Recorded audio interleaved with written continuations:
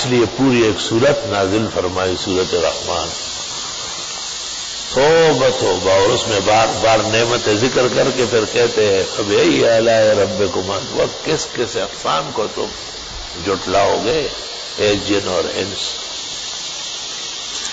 حدیث شریف میں ہے کہ یہ سورت جب نازل ہوئی تو اتفاق سے آپ کی گفتگو جنات سے ہونے والی تھی۔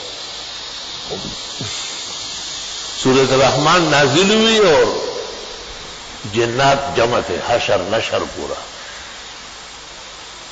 اور سورۃ الرحمن پوری ہوئی اور جبریل آپ کے ہمراہ بیٹھا ہوا تھا، اور آپ نے سورۃ الرحمن پڑھنا شروع کر دی۔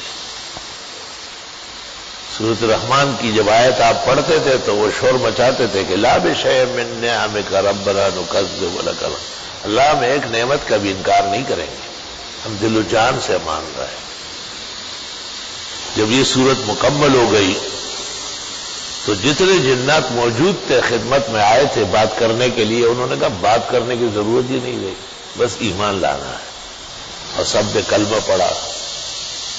تو اس کے بعد آپ نے حضرات صحابہ کو سورہ رحمان سنائی۔ تو انسانوں میں یہ کمی ہے کہ اس کی صلاحیت باہر لانے کے لیے بڑی جو طاقت صرف کرنی پڑتی ہے، بڑے قیمتی لوگ ہیں، لیکن سمجھانا بہت زیادہ ضروری ہے۔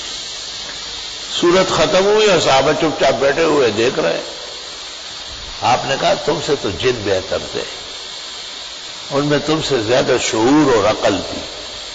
میں جب پڑھتا تھا کہ فبأي آلاء ربكما تكذبان، تو وہ جواب دیتے تھے کہ ایک نعمت کا بھی انکار بالکل نہیں کریں گے۔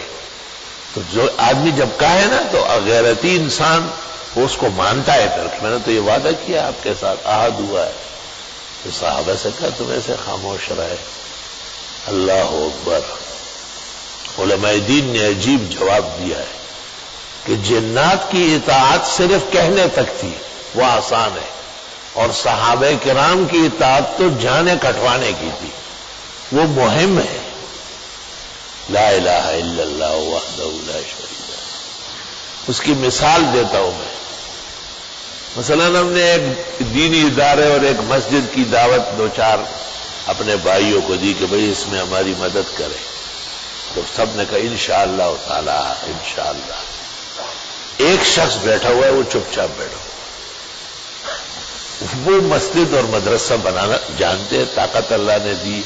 اس سے میں نے پوچھا، اس نے کہا اگر کہہ دیا تو پھر پورا کرنا پڑے گا۔ میں نے کہا واقعی صحابہ اس لیے خاموش رہے، حضرت نے کہا کہ نہیں کہو تو صحیح، خزائن اللہ کے پاس ہے، کبھی بھی کلام کا بخل بھی مناسب نہیں ہے۔